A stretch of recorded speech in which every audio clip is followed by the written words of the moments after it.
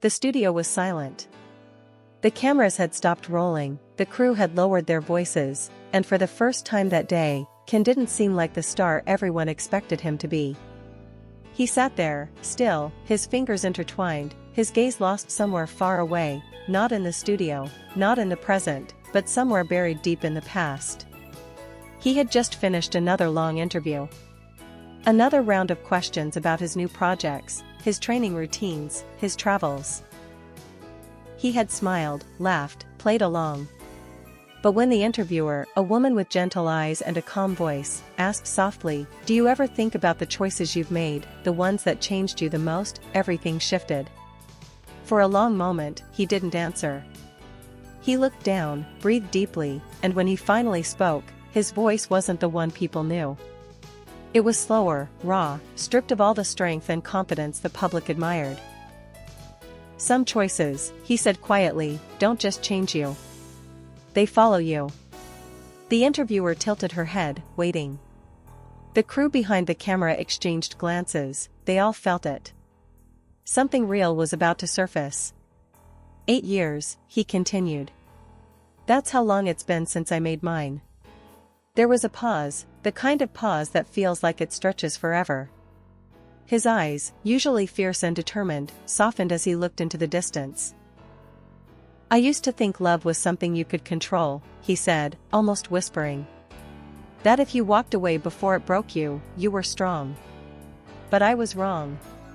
The room was so quiet that even the faint hum of the lights seemed too loud. "You're talking about someone specific," the interviewer said gently. He smiled sadly. "Everyone knows who," he replied. And with that, every soul in the room knew exactly where this was going. It wasn't the first time her name had come up, Demet. The woman who had shared the screen with him, the woman whose laugh had once filled every corner of his world. But this time, it wasn't gossip.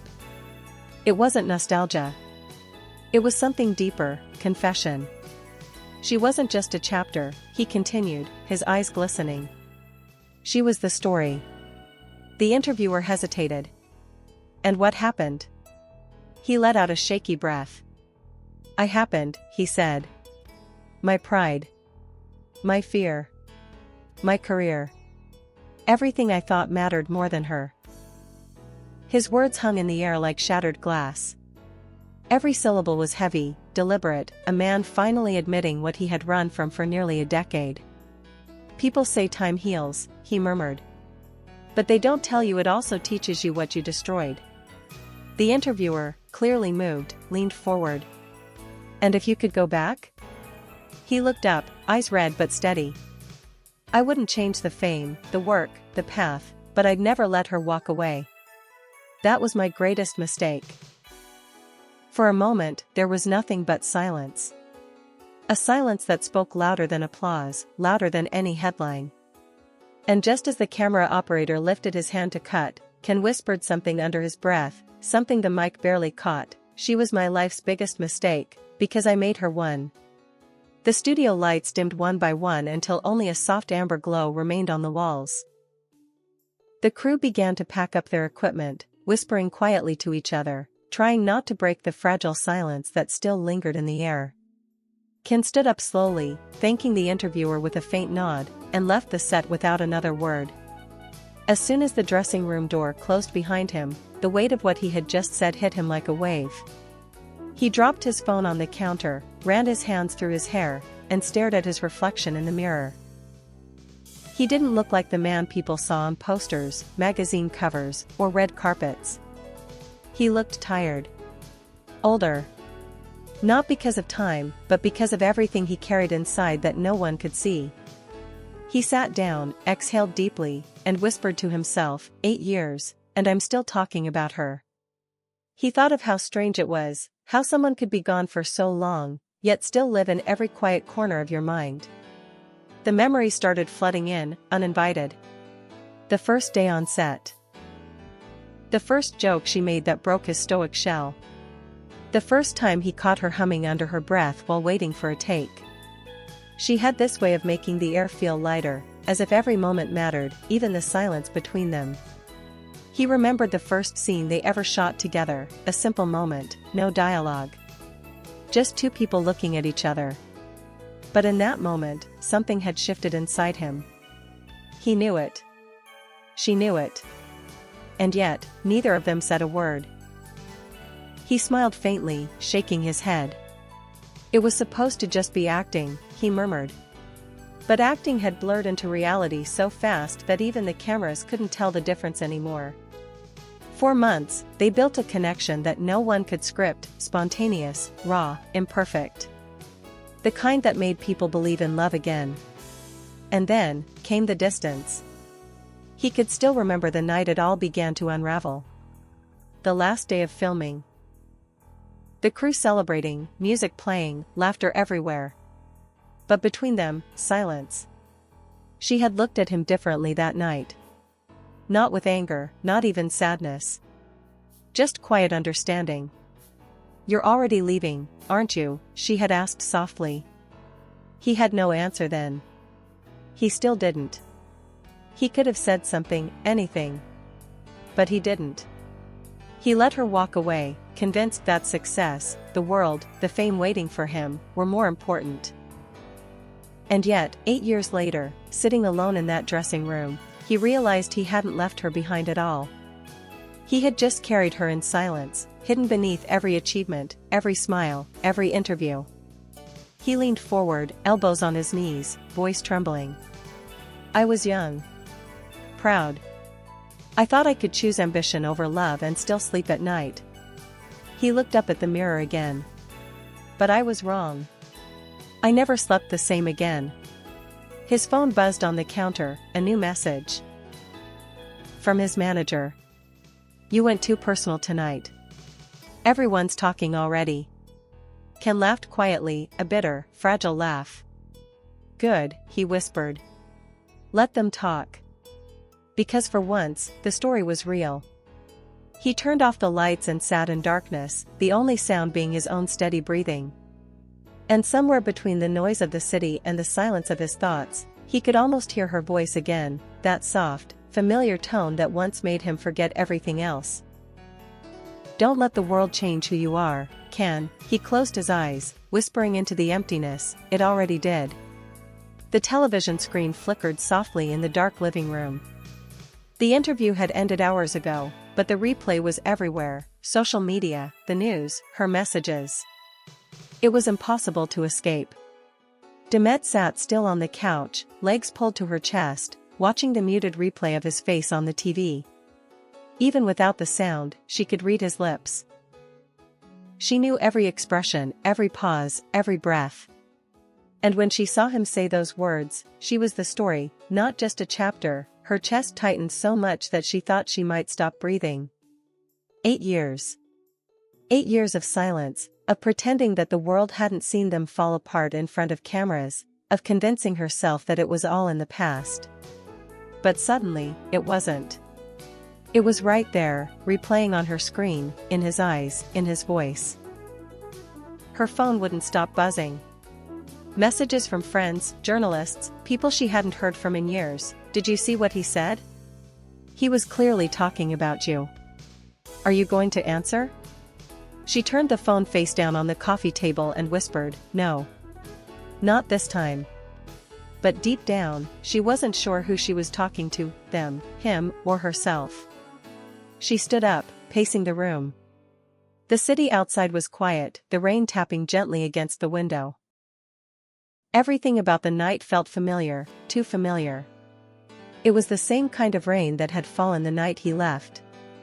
Her mind drifted back, the last conversation, the silence that followed. The way he said, "You deserve more than I can give right now." And the way she had smiled through tears, replying, "Then don't come back when you're ready." But he did come back, not to her, not in person, but in front of the whole world. Demet sat back down, running a hand through her hair. She replayed the interview again, this time with the sound on. "I used to think walking away made me strong," his voice echoed through the room. "But it only made me empty." She closed her eyes. Every word felt like it was aimed directly at her heart. She remembered the night he left Istanbul, the airport silence, the cameras flashing, the way he avoided her gaze. Everyone thought she was angry, but she wasn't. She was broken. And now, after all these years, he was saying the one thing she had once begged to hear, that he was wrong. She let out a quiet, trembling laugh. Now you say it, now, when it doesn't matter. Her reflection in the window looked back at her, tired eyes, the weight of years written across her face. But behind that exhaustion, there was something else, the same spark that had once made her believe in him. The interview ended, replaced by a commercial, but she didn't move. The rain outside grew heavier, almost like applause for a scene she never wanted to see again. She whispered into the silence, "You said I was your story, but you forgot, I was also the ending." Her phone buzzed again. This time, it was a voice note, from her stylist, of all people. "Demet, have you heard? Everyone's saying this is his confession to you. People are waiting for your reaction. Should I post something?" Demet smiled faintly. "No," she said softly, "some things aren't meant for the cameras." She turned the TV off and walked to the window, resting her forehead against the cold glass. Somewhere out there, he was probably still awake, dealing with the storm he had unleashed. And though she didn't say it out loud, she knew one thing was true, his regret was real. And so was her silence. Istanbul felt different that morning. The air was heavy, the streets unusually quiet. The kind of silence that made even the city seem unsure of itself. Ken walked slowly through the old district, his cap pulled low, trying not to be recognized.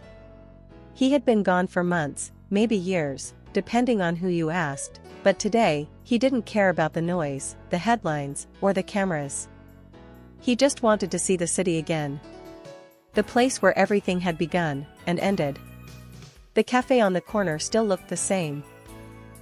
The one where they used to meet between shoots, always sitting by the window, hiding from the world but not from each other. The same worn-out chairs, the same old smell of coffee and rain.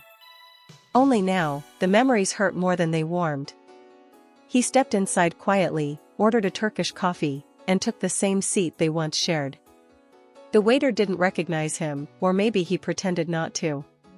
Either way, he was grateful. Outside, rain began to fall. Soft, hesitant, like the kind that doesn't want to disturb what's already fragile. He stared out the window, lost in thought, when suddenly, the cafe door opened. He didn't look up at first. He didn't need to. He felt it. That familiar pull, the one that hadn't faded in 8 years. When he finally lifted his eyes, time seemed to collapse into itself. Demet. She looked different, older, maybe, but not in a bad way. Stronger. Softer. Like someone who had learned to live with ghosts. She was wearing a long beige coat, her hair tied loosely, no makeup, no cameras. Just her. For a second, neither of them moved. The air froze. Her eyes met his. And that was it. No words, no greetings. Just silence, heavy, trembling silence. Cam's chest tightened. There were 1,000 things he wanted to say, every apology, every "I missed you," every "I never stopped loving you." But all of them got lost somewhere between his heart and his lips. She smiled faintly. A small, polite smile, the kind people give strangers.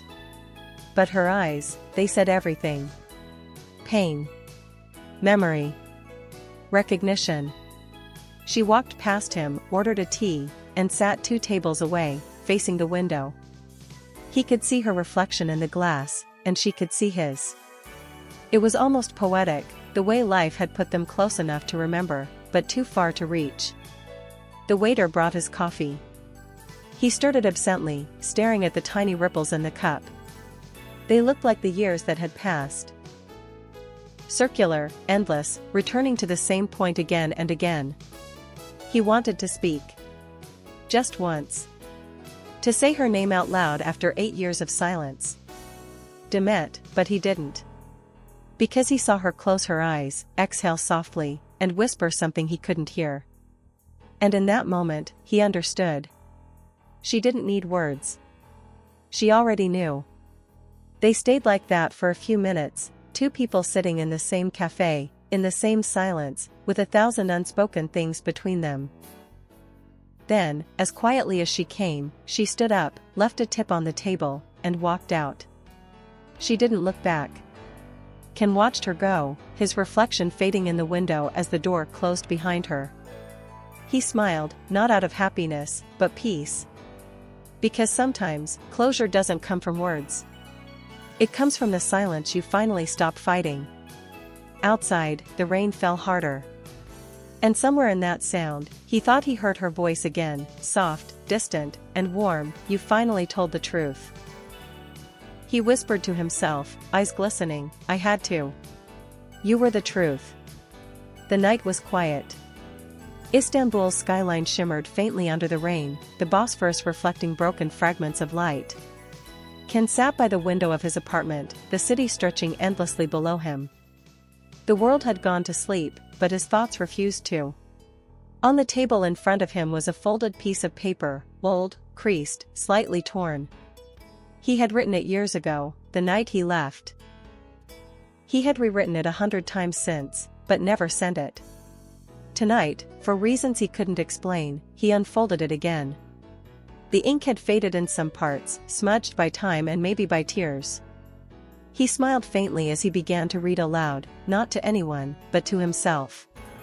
"You once told me that silence is also a kind of answer. I didn't understand it then. I do now. 8 years of silence, that's how long it took me to realize I never said the only words that mattered. I was wrong." He paused, exhaled, and continued. "I thought leaving would protect you from the chaos of my world. I thought it was the noble thing to do. But all I really did was run, from you, from what we were, from myself. I convinced myself that I was doing the right thing, that love could wait. But love doesn't wait. It withers in silence." His voice trembled. He folded the page halfway, staring at the handwriting. "People saw our story as fiction, a script, a show, something for entertainment. But you and I, we knew the truth. The camera stopped rolling, but we never stopped feeling. Every look, every scene, every breath between words, it was real. I felt it.